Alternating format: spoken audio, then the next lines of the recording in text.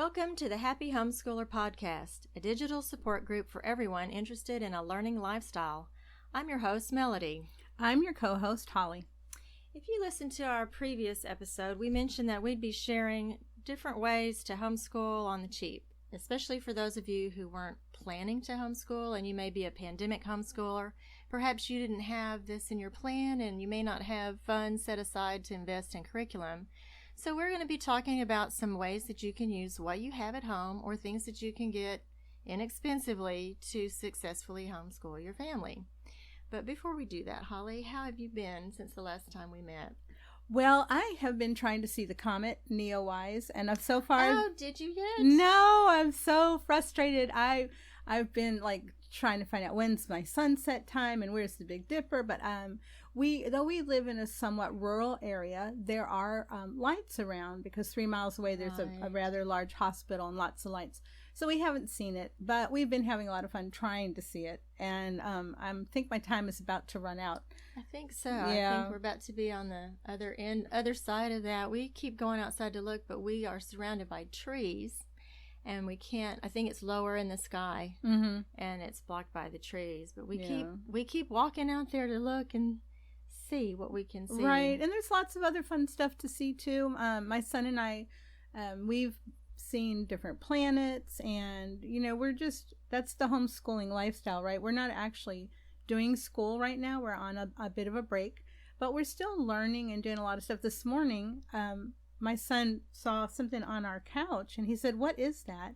And it was what I think is a staghorn beetle. So we caught it, we looked at it, we let it out, and then we're going to look up more stuff about it later. And that's the beauty of a learning lifestyle, right? You're always learning. Always learning. And the handy thing is you have ways to look up things like that. That's a nature study. That's school that presents itself without you even having to do anything. Yeah. Except to take advantage of that opportunity. Yeah. So, I think that's the fun part about it, is that everything's something to be learned. And sometimes we don't think about it because we're used to thinking, oh, I had to read a book or take a test. Oh, now I know something. But we're learning all the time. Learning all the time. Did you have books that you looked at, or did you look it up online? We didn't do anything yet because we were rushing around this morning trying to get some things done. So we looked at the little guy. My son took him outside, and We'll look him up later. Yeah, we'll remember, and we'll look him up later. There's a handy resource I like to use called enature.com, and you can put in your zip code, and you can look up creatures by types like mammals in your zip code or birds in your zip code, and we've used that a lot to identify things we've seen around here. That's awesome. It's really fun. I did not know about eNature. What was that? eNature. eNature.com. Yep, it's a really fun site.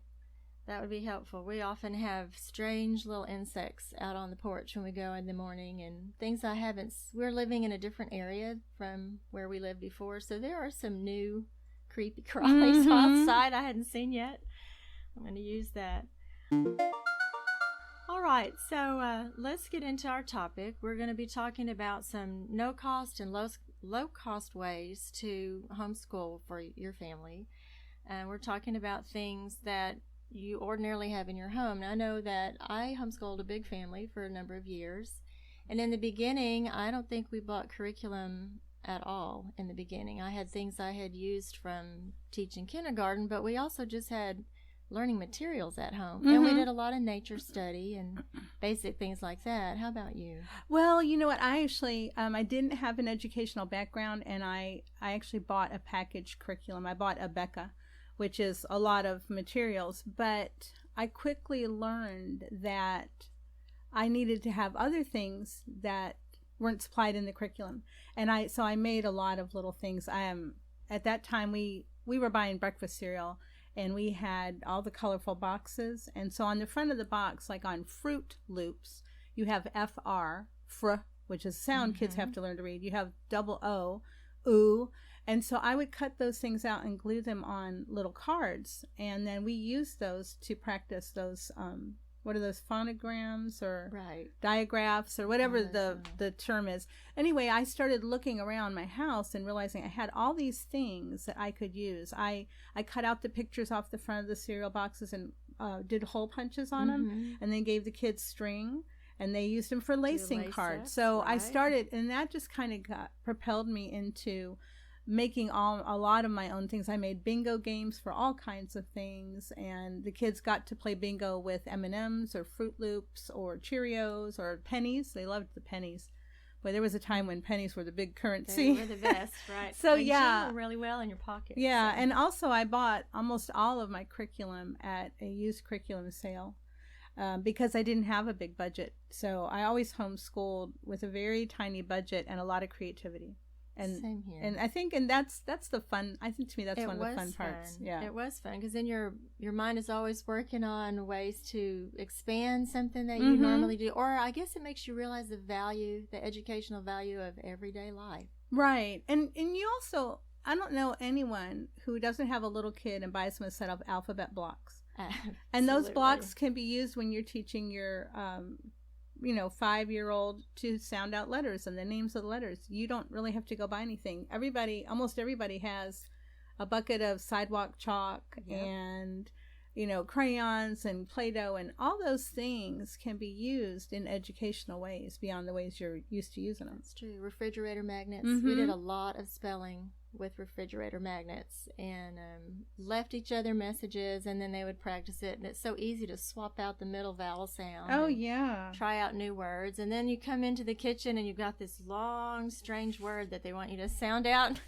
Mom, what's supercalifragilisticexpialidocious. So you get to talk about reading all the time, but then we left each other little messages that way, and we still do have some kicking around. We put them up for a while and then we brought them back out. Isn't that fun? The adults are leaving messages. It is fun. Yeah. Everything old is new again. Well, and that's I think the best thing is that if you are homeschooling this year and you didn't plan to homeschool this year, take a deep breath, because if you have a computer, if you have paper and pencils, all the art supplies we all have.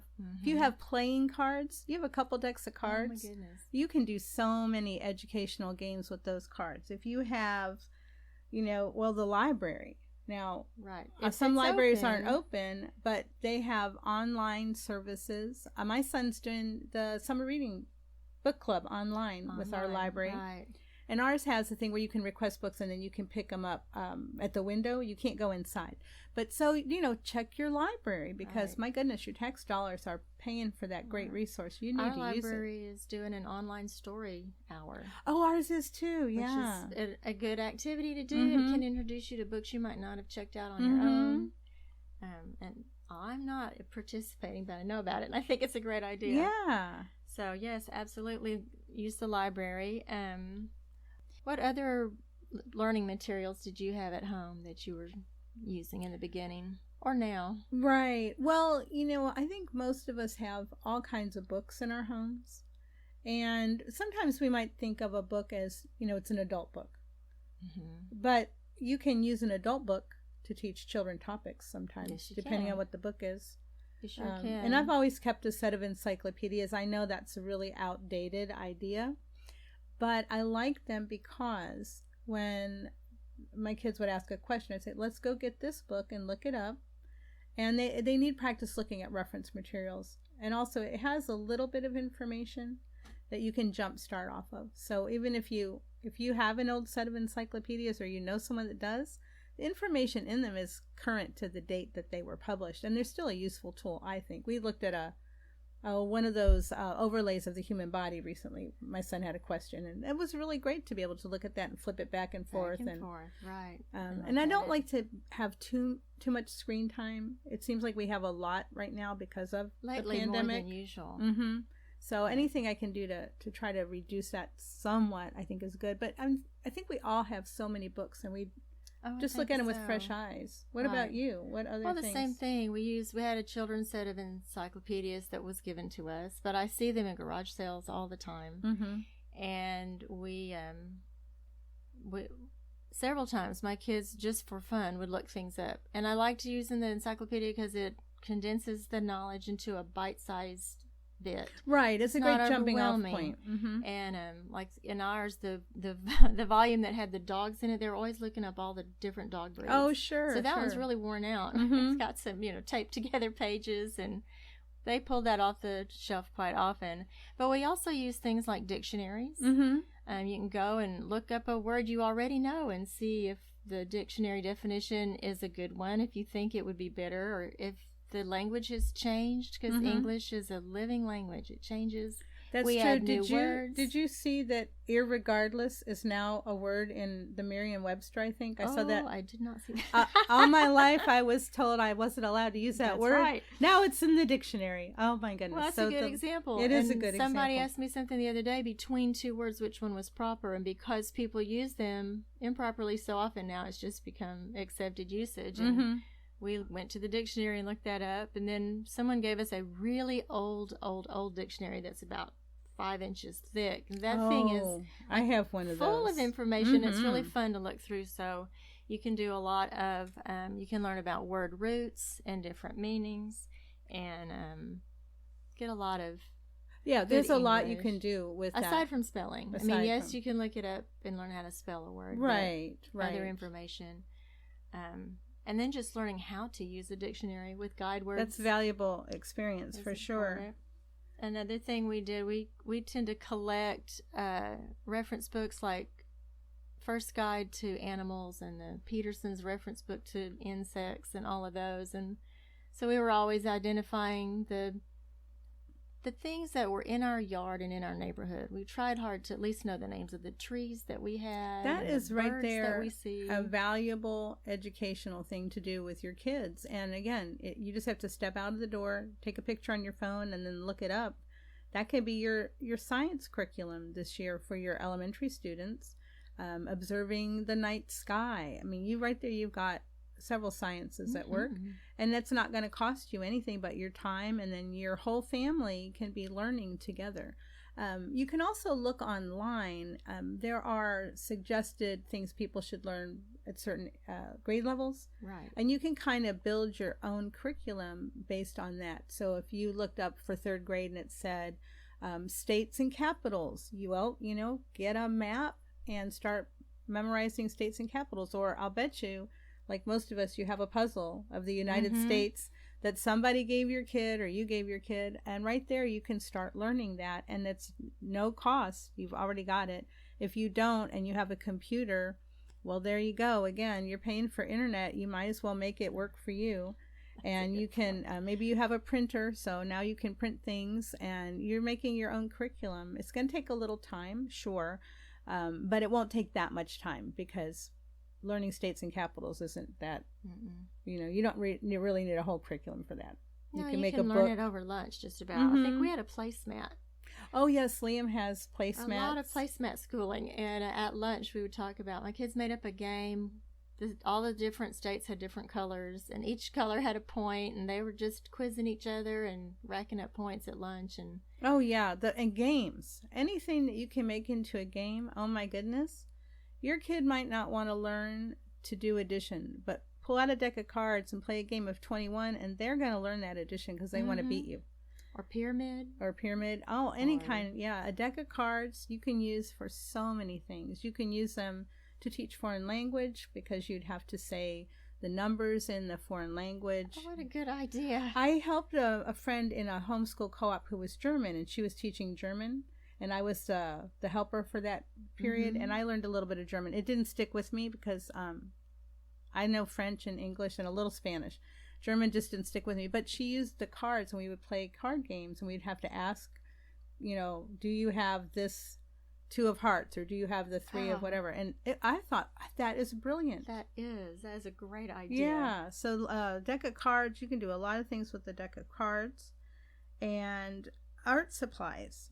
I would imagine everyone has, glue and tape and crayons and markers, and not only can you use those just to keep your kids busy, but you can use them to create school items for your kids, instructional materials. And older kids can create some learning materials for their younger siblings. We did that sometimes. Make some flashcards for the alphabet, or make an ABC book and draw pictures to go with each letter, and that gave them something productive to do that was actually useful for the little one. And I still have one of those. I used to save all of the junk mail that came. You know, you get so much junk mail, it's only printed on one side.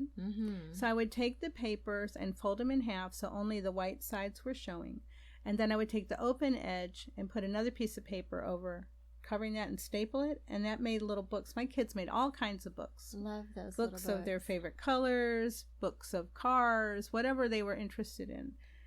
So all that junk mail that's coming to your house, you might want to save it now. And there's a lot more junk mail, I think. Are you getting more junk mail during this pandemic? Seems like it. I think I am. Offers. Yeah, so you can use that junk mail to create art or little booklets or things. Little booklets are a great way to collect information, and that's a educational pursuit right there, especially if it's on a topic that they're interested in learning about, and they just record it all the way through till they fill up their book. We made so many books, and they kept those, and they referred to them again and again, and then we could practice spelling, and we could practice making good sentences, and we could practice turning that into a paragraph. Right. Yes, and that's another thing, is that since we can't go and see people as easily, writing letters, which was a lost art, seems to be reviving, and that is a great way to practice penmanship and to practice grammar. Right.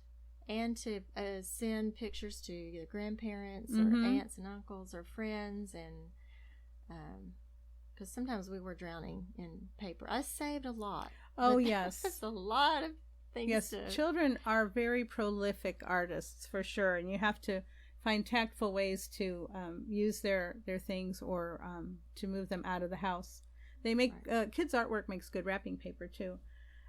So whether your kid is in elementary school or middle school or junior high, you know, the library and the books you have and the games you have, they are all things you have at home that you can use.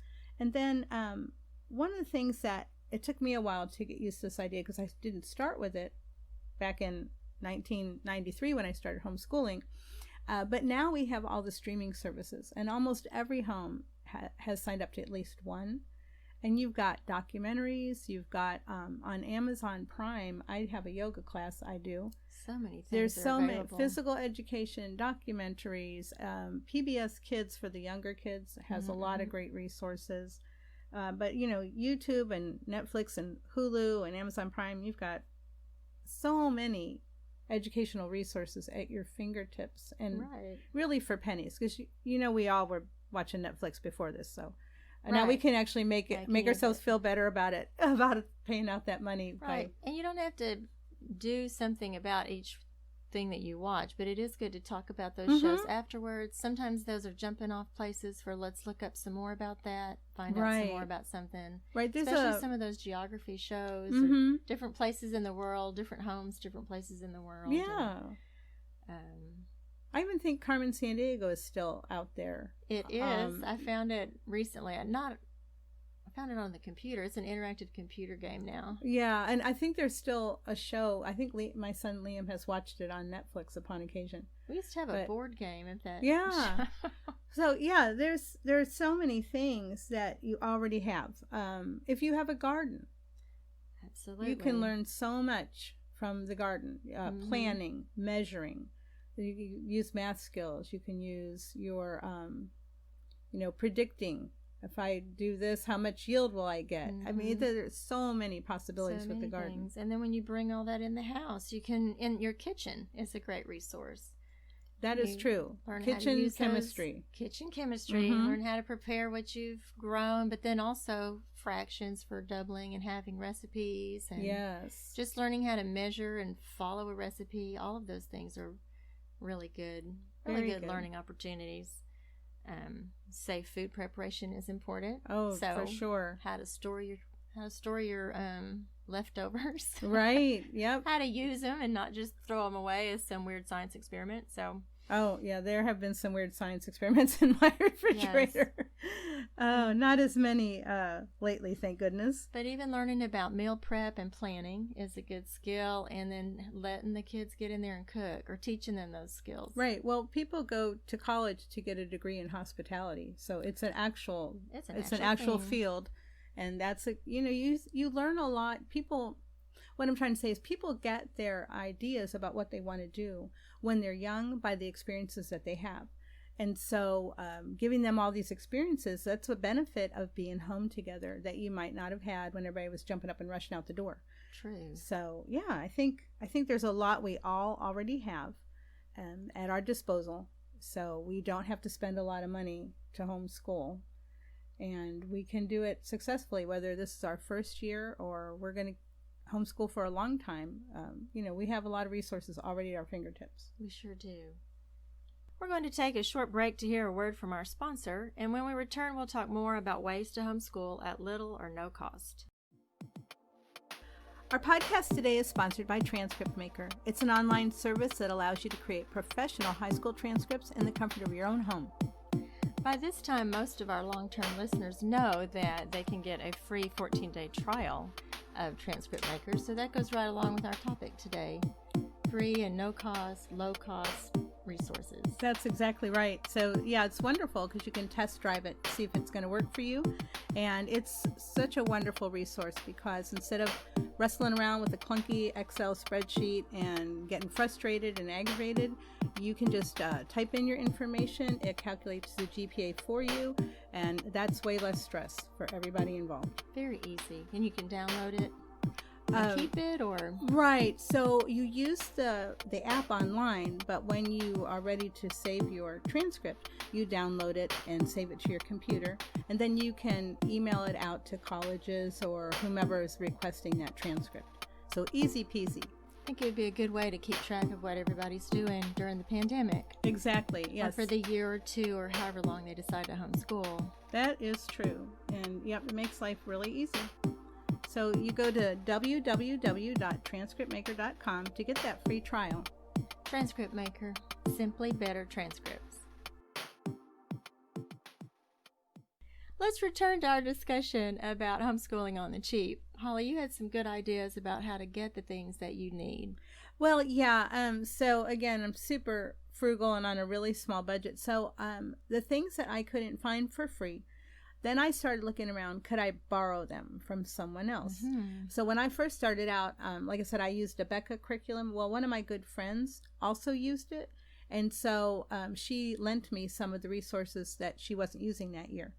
I love that. Homeschool people find each other. They do. And we do swap and share. Yeah. So borrowing and bartering are my next ways that I like to go to look for things when I'm really trying to stick to a budget. And so, ask around, and maybe you need a globe, but you don't want to shell out $30 for a globe. Mm-hmm. Your dad might have one in his study, or your grandpa might have one. Just ask people that hey, I need a world map. Hey, mm-hmm. I'm looking for this. And you will be surprised at how much the people have that they're willing to give or to lend you or to make a trade. One year, this is one of my most favorite barters that I ever did. I had a curriculum. I was done using it. My friend had a basketball hoop, and her kids had outgrown it. So she and I swapped, and I got a basketball hoop, and she got the curriculum.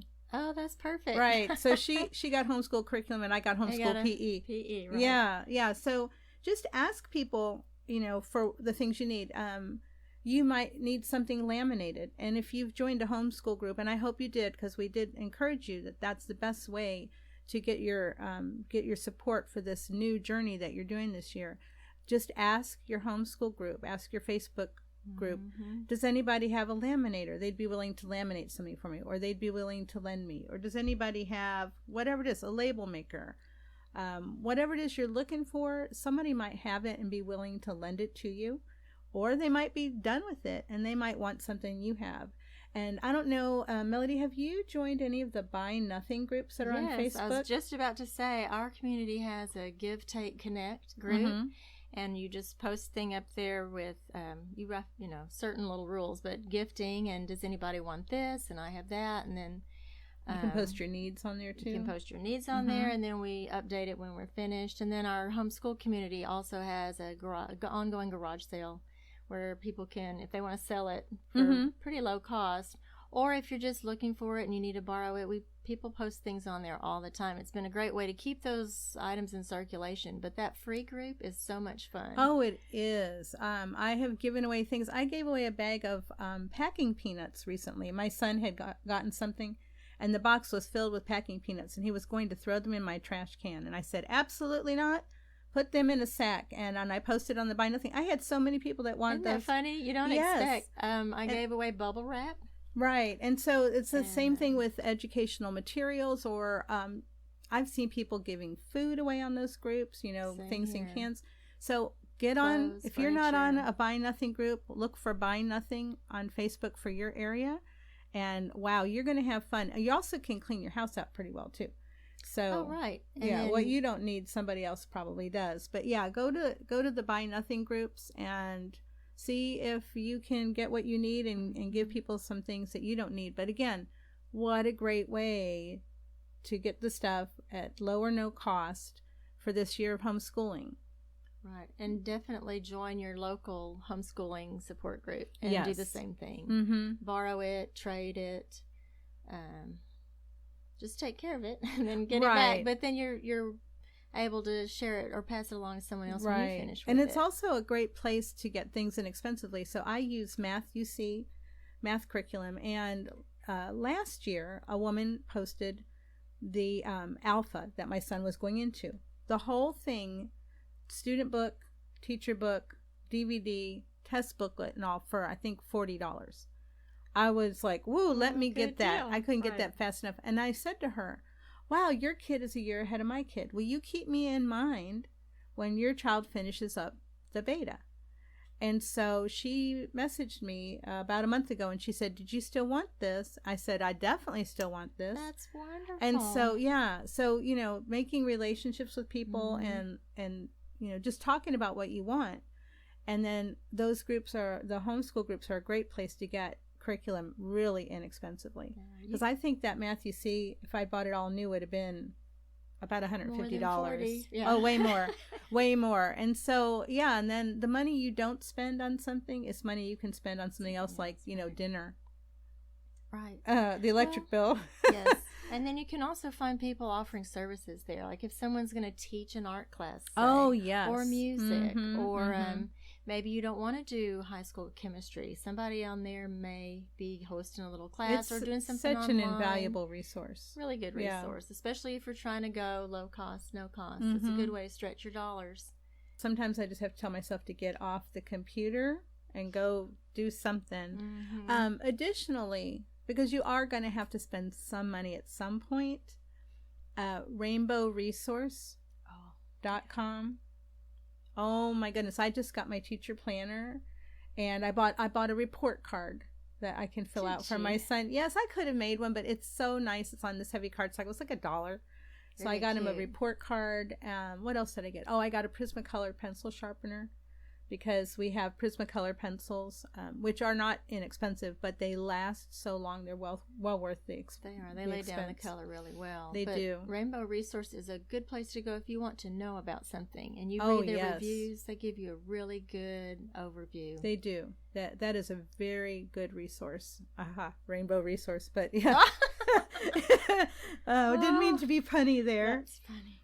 So, in addition to borrowing and bartering, and I was surprised to find this out. So I have a friend whose children have been in public school all their lives. She used to live next door. And one day she called me and she said, hey, can you help my daughter with her math? I know you homeschool. And I said, sure. And I went over there and I said, oh, here's something. And then I said, y'all might really like Khan Academy. And she said, what's Khan Academy? Oh, it's wonderful. I was so surprised, but I think that maybe a lot of people in the public school sector haven't had to look into Khan Academy. And that's, oh my gosh, they have expanded so much. I just went to look at them last night. They have things from kindergarten all the way through high school, in just about every subject area. They have, it's self-paced interactive content. So if you are working from home and you're homeschooling this year, woo, that's going to be your friend. I used it for my youngest daughter. Did a world history course on there, which was nice. Very good.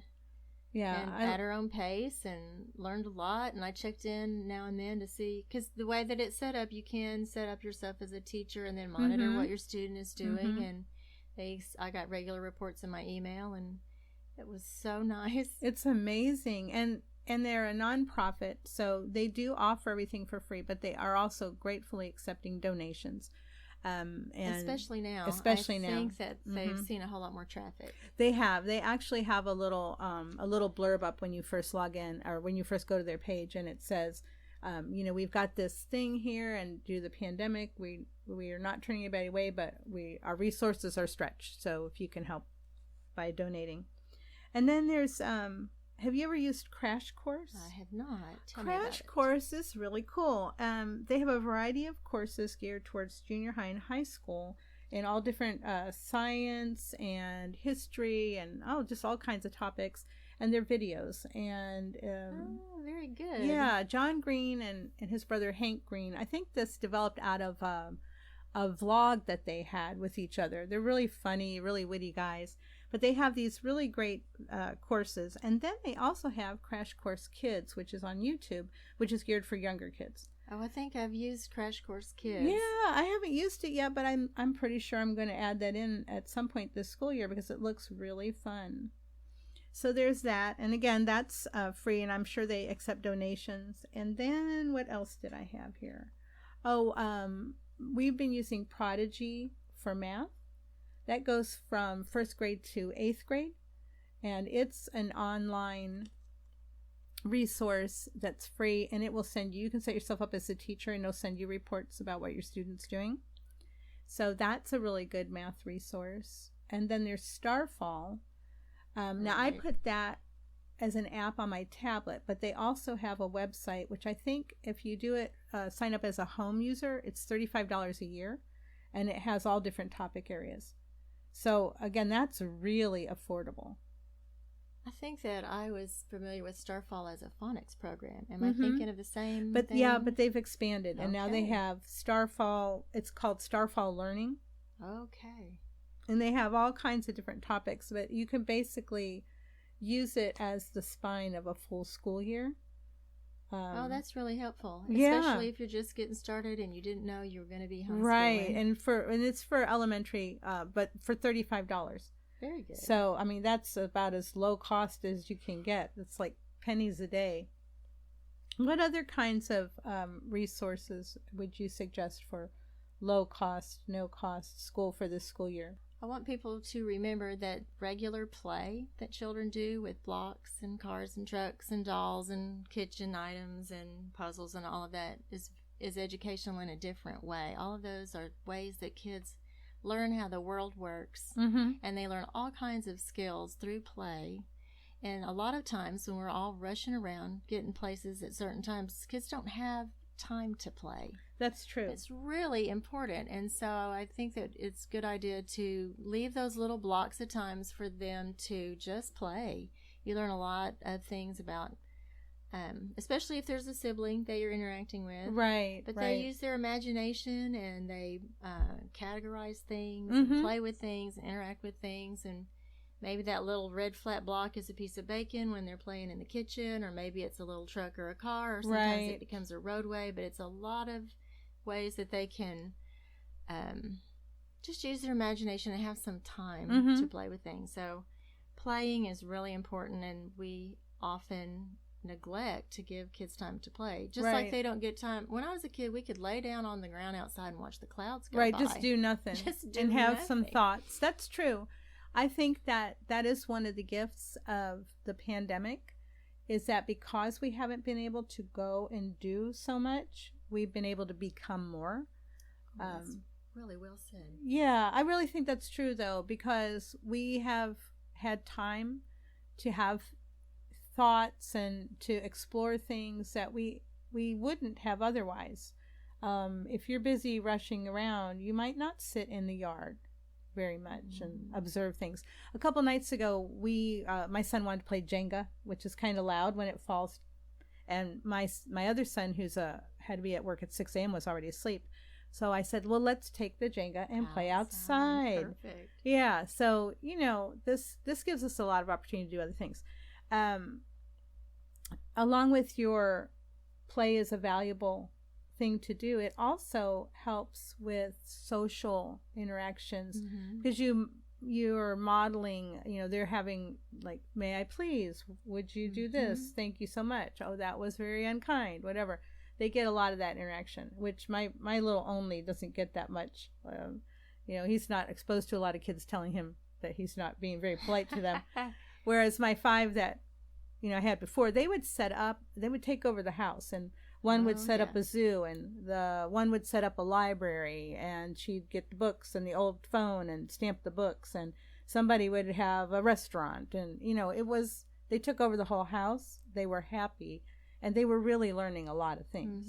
They were practicing good socialization, really interacting with each other. But sometimes even children playing alone will have a couple of different little people that they're playing with who they're still practicing that. Hello, That's how are true. you? Can That's I have true. this? And sometimes you overhear those little characters being kind or unkind to each other, Right. and then how they work it out. And so there's a lot of good coming out of play. There is. And then I did also want to mention, like, since we're all at home, a lot of people are doing more home repairs, and kids are learning those skills too.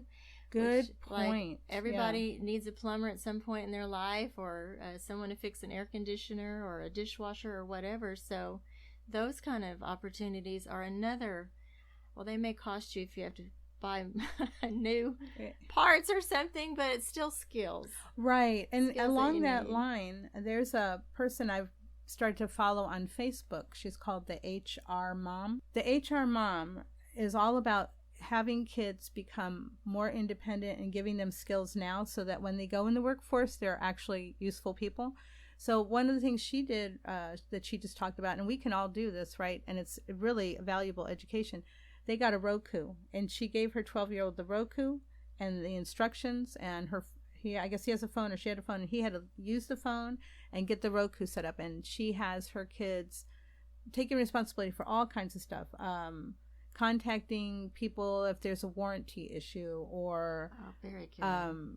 Making appointments, ordering food. She'll have them do the grocery order for the local grocery store and arrange for the delivery or the pickup or whatever. Yeah. So we all have a phone not very far from us, and our phones, as well as having lots of fun with being online, Facebook and all that, we can use that resource to teach our kids a lot of really useful skills. Very good, because budgeting can come into that. Menu planning, how to plan, how to meet the budget and not exceed. Right, the she has her budget. kids pay their bill, the family's household bills online.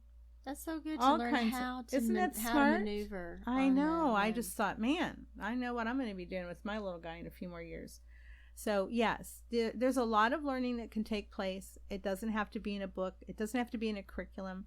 And especially if your kids are under high school age, and you might be planning to put them back in, you can have the freedom to really explore a lot without having to spend a lot of money. Right. You're still going to hit the basics. Basic math. It doesn't cost you anything to review all the fact tables, multiplication, division, addition, subtraction, and basic spelling and writing, like you talked about earlier, writing letters, or keeping a journal. It'd be a really great idea to keep a journal of this time, because this is a unique event in history. True. Actually, I have been making some notes. I have a little journal, and every so often I'll go and jot down some notes. It started as a nature journal. But then we've been out in nature a lot more because of the pandemic, so now I'm recording some of my observations about other things that are going on. True enough. So you all can do it. You can homeschool at little to no cost this year. And get a lot done. And have a lot to show for it. At this time in our podcast, we usually answer listener questions. Holly, do we have a question? Actually, we do not have a question this week. All right. But we would love to answer questions from our listeners. And if you have homeschooling questions, please send them to us on Twitter at _homeschoolpod, or email us at happyhomeschoolpod@gmail.com. Thank you for joining us today. I'm Melody. I'm Holly. Happy homeschooling. Hi, this is your host, Melody Gillum. Thank you for listening to the Happy Homeschooler Podcast, a Transcript Maker Production. My co-host is Holly Williams Urbach. This episode was produced by Matthew Bass and edited by Norah Williams. Our graphic design is by Pete Soloway, and our music is by the Great Pangolin. You can find her music on YouTube and Twitter at Kylie Wins. That's Kailey Wins. If you'd like to help our podcast grow, leave us a review on Apple Podcasts, Google Play, or wherever you get your podcasts. Or, as always, tell people about us. It's an online service that allows you to create professional high school transcripts in the comfort of your own home. I'm sorry. Pressure getting to you, Melody? I'm sorry. Just waiting to hear what else Holly was going to say. You looked like you had something to say.